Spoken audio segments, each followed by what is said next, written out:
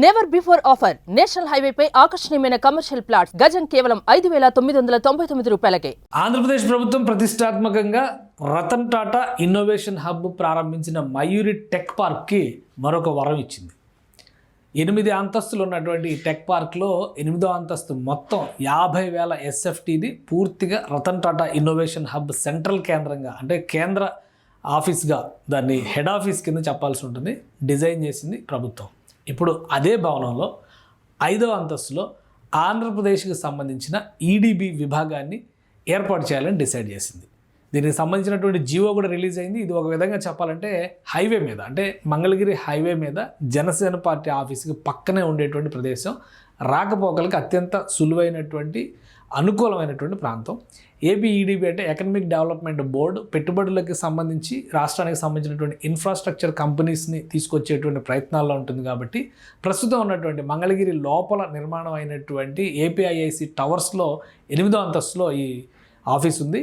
అక్కడికంటే కూడా హైవే మీద ఉంటే కనెక్టివిటీ బాగుంటుందన్న ఉద్దేశంతో రాష్ట్ర ప్రభుత్వం ఈ నిర్ణయం తీసుకున్నట్టుగా తెలుస్తుంది. ఇది మయూరి టెక్ పార్క్కి సంబంధించినటువంటి దృశ్యం. ఇందులోనే టాటా ఇన్నోవేషన్ హబ్ ఒక్క రోజు క్రితమే ప్రారంభమైంది. సో ఇది మొత్తం 8 అంతస్తుల బిల్డింగ్ ఇది. కానీ ఒక్కొక్క ఫ్లోరు 50,000 SFT ఉండేటువంటి భవనం ఇది. కాబట్టి దాదాపు 4.5 లక్షల SFT స్పేస్ ఉండేటువంటి భవంతి. ఇందులో ఇప్పుడు ఈ ఈడీబీని ఏర్పాటు చేయడానికి కావాల్సినటువంటి నిర్ణయం రాష్ట్ర ప్రభుత్వం తీసుకుని దానికి సంబంధించినటువంటి జీవోను కూడా రిలీజ్ చేసింది. జిఐడి ఈరోజు రిలీజ్ చేసినటువంటి ఆర్డర్ కాపీ చూస్తే కనుక మనకి ఒక క్లారిటీ వస్తుంది. 8th floor of APIIC tower Mangalagiri Guntur district to new building located at 5th floor Mayuri tech park Mangalagiri Guntur districts. అంటే లొకేషన్ ఒక దగ్గరే, కాకపోతే ఏంటంటే కొంచెం డిస్టెన్స్ మారుతుంది. సో ఇక్కడికి shifting of the office of APEDB, Andhra Pradesh economic development బోర్డుకి సంబంధించినటువంటి ఆఫీస్ని ఇక్కడ షిఫ్ట్ చేయాలని చెప్పని డిసైడ్ చేశారు. అలానే ఇక్కడ క్లారిటీ కూడా ఇచ్చారు, ఎంత రెంట్కి ఇస్తున్నారు ఏంటనేది కూడా. ఓపెన్ జియో, ఎందుకంటే జియోఐఆర్లో ఓపెన్గా ఇంటర్నెట్లో అవైలబుల్గా పెట్టేటువంటి జీవోలు, సీక్రెట్ జీవోలు ఏమీ లేవు. గత ప్రభుత్వంలో అయితే జీవోలు కూడా చూసే అవకాశం ఉండేది కాదు. ఇప్పుడు జీవోలు రిలీజ్ చేశారు కాబట్టి అసలు ఏం జరుగుతుందని తెలుసుకోవడానికి ఒక మార్గం ఏర్పడుతుందని చెప్పి అనుకోవచ్చు. Andhra Pradesh economic development board with reference to the read above keeping in view of the recommendation of the committee constituted by GO MS number 134 department dated 2016లో వేసినటువంటి కమిటీ ఆధారంగా ఇచ్చిన రిపోర్టులు బట్టి ఇప్పుడు after careful examination of the matter here by accord permission to the CEO of Andhra Pradesh Economic Development Board for shifting of the office of the EDB from existing premises located on 8th floor APIIC Towers, Mangalagiri, Guntur district to new building located 5th floor Mayuri Tech Park, Mangalagiri district, Guntur district with a rent of rupees 30 per square feet including GST. ఇది ఒకసారి క్లియర్గా చూసుకోవాల్సింది, ఎందుకంటే వీటి మీదే కదా issues ఎక్కువ నడుస్తూ ఉంటాయి. స్క్వేర్ ఫీట్కి 30 రూపాయలు చొప్పున ఇంక్లూడింగ్ GST ఇక్కడ ఆఫీస్ ఏర్పాటు చేయడానికి రాష్ట్ర ప్రభుత్వం అనుమతి ఇచ్చింది ఏపీ ఈడీబీకి to the extent of 18,632 square feet తీసుకున్నారనమాట రెంట్కి.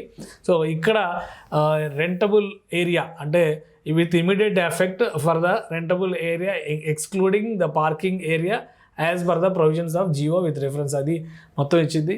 SFTకి 30 రూపాయలు చొప్పున ఇంక్లూడింగ్ GST, SFTకి 30 రూపాయలు చొప్పున ఇంక్లూడింగ్ GST ఆంధ్రప్రదేశ్ ప్రభుత్వం ఏపీ ఈడీబీ ఆఫీస్ని ఇక్కడ షిఫ్ట్ చేసింది. ఇక్కడ ఒక అడ్వాంటేజ్ ఏంటంటే ఇది ఒక అధునాతనమైనటువంటి భవంతి, ప్రస్తుత అవసరాలకు తగ్గట్టుగా నిర్మాణం చేశారు. ఆ విజువల్స్లో చూస్తే కూడా మనకు అర్థమైంది.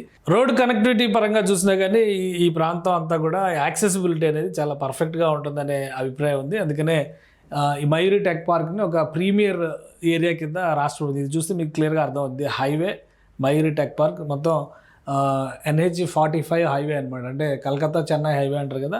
సో ఆ రోడ్డు పైన చాలా క్లియర్గా కనిపించేటువంటిది, చుట్టుపక్కల ఉన్నటువంటి నిర్మాణాలు కానీ యాక్సెసిబిలిటీ కానీ చాలా ఈజీగా ఉంటుంది.